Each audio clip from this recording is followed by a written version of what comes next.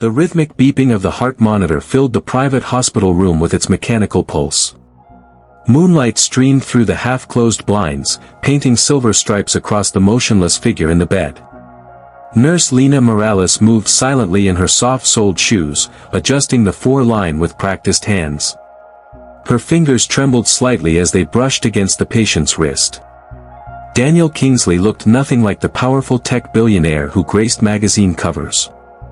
Here, under the harsh fluorescent lights, he was just another trauma victim, pale, vulnerable, his famous features slack with unconsciousness. The bandages around his head stood out starkly against his dark hair. Lina reached for the clipboard at the foot of the bed, scanning the latest vitals.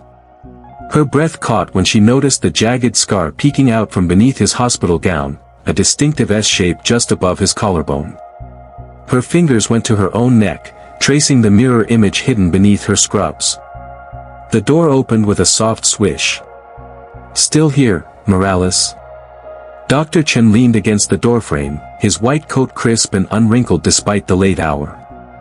"You know he's not going to wake up just because you stare at him." "I'm monitoring his intracranial pressure," Lina said automatically, smoothing the sheets. The last scan showed. A sudden gasp from the bed cut her off. Daniel's eyes flew open, glassy with pain and confusion but unmistakably alert. His hand shot out, fingers closing around Lina's wrist with surprising strength. "You." His voice was rough from disuse, his pupils dilated. "The song you used to sing when making coffee." Lina's clipboard clattered to the floor. "No one knew about that. No one except." Behind her, Dr. Chen's pager beeped urgently. "Code blue in ICU," he muttered, already backing out the door. "Don't let the millionaire die on your shift." As the door swung shut, Daniel's grip tightened. His other hand moved weakly toward his own face, fingers tracing the contours of Lina's cheek with terrifying recognition.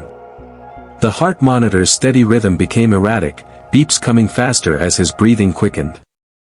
Lina reached instinctively for the sedative, but stopped when his lips formed a single word, her real name, the one she hadn't heard in 10 years. The name buried with her old life.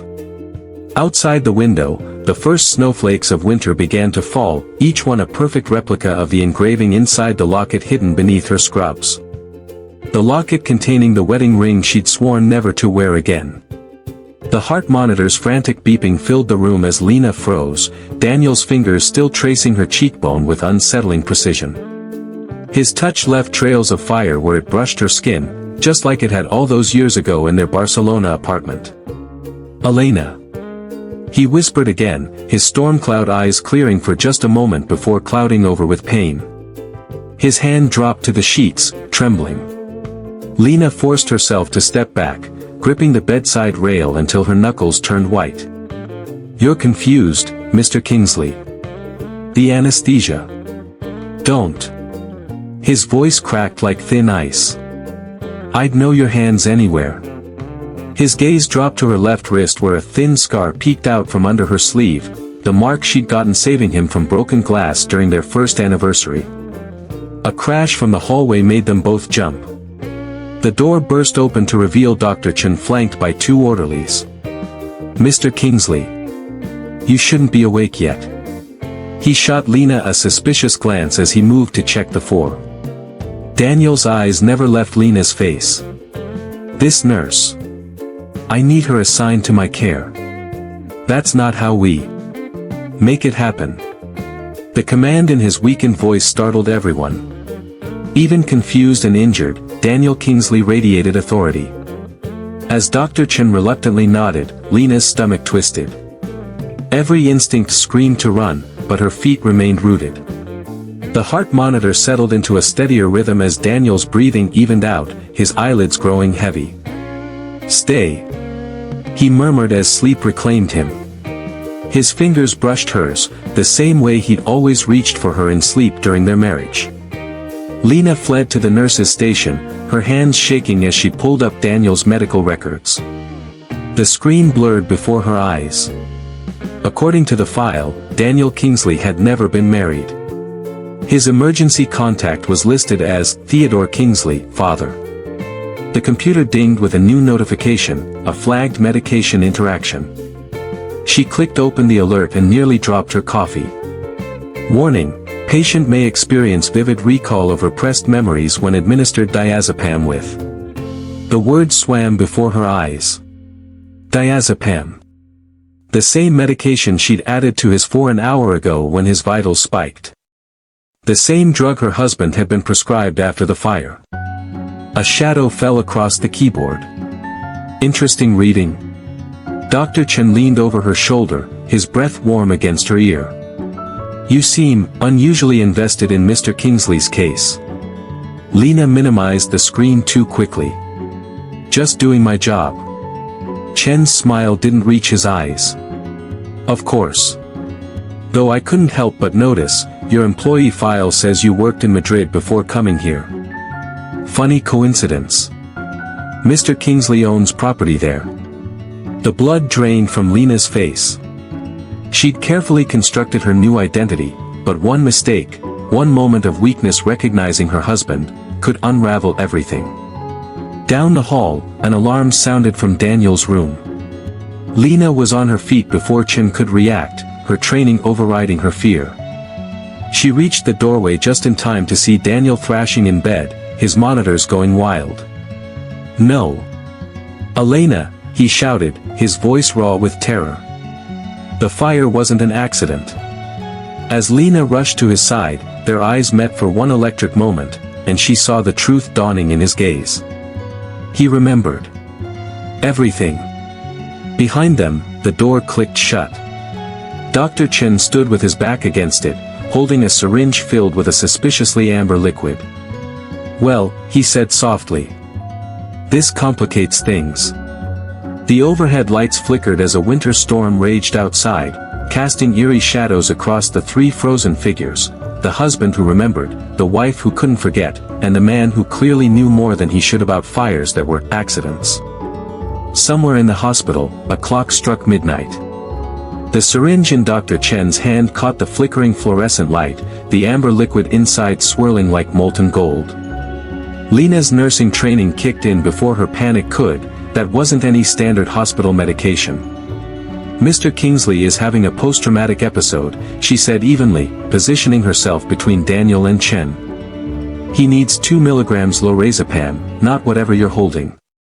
Chen's smile stretched too wide. How interesting you'd know his trauma response medication, Nurse Morales. Almost like you've treated him before. Behind her, Daniel's breathing came in ragged gasps. His fingers twisted in the sheets, his voice a broken whisper. The basement, the gasoline cans. Elena, you have to. A crash of thunder shook the windows as the storm outside intensified. The power flickered, plunging the room into momentary darkness. When the lights returned, Chen was 2 steps closer. Lina's hand closed around the crash cart's defibrillator paddles. Call security, she ordered the blinking red emergency button on the wall. Now. Chen froze, his gaze darting between her and Daniel. Then, with a laugh that didn't reach his cold eyes, he pocketed the syringe. Of course. My mistake. He backed toward the door. Though you might ask Mr. Kingsley why his father's pharmaceutical company just patented a new amnesia drug last week. The door hissed shut behind him. Daniel's hand found Lina's wrist, his grip surprisingly strong. The fire, he gasped. It was never about killing me. They wanted you dead because of what you saw in Father's study. Lina's knees buckled. She remembered that night with sudden, brutal clarity, the documents spread across Theodore Kingsley's desk. Blueprints. Chemical formulas. And a list titled Test Subjects with Daniel's name circled in red. Outside, lightning illuminated the snowstorm, casting the shadow of a man standing motionless in the parking lot, tall, broad-shouldered, holding an umbrella with a distinctive silver wolf's head handle. Theodore Kingsley had come to finish what the fire started. The heart monitor's steady beep accelerated as Daniel struggled to sit up. The safe house, he whispered urgently. You remember the code? Lina nodded, tears blurring her vision. October 24th, 12, their wedding date. Somewhere down the hall, a fire alarm began to wail. The scent of smoke crept under the door. History was repeating itself, but this time, she wouldn't run. This time, the Kingsley men would learn what happened when you tried to burn a woman who'd already survived the flames. The fire alarm's wail sliced through the hospital corridor as Lina yanked the emergency fire suppression lever.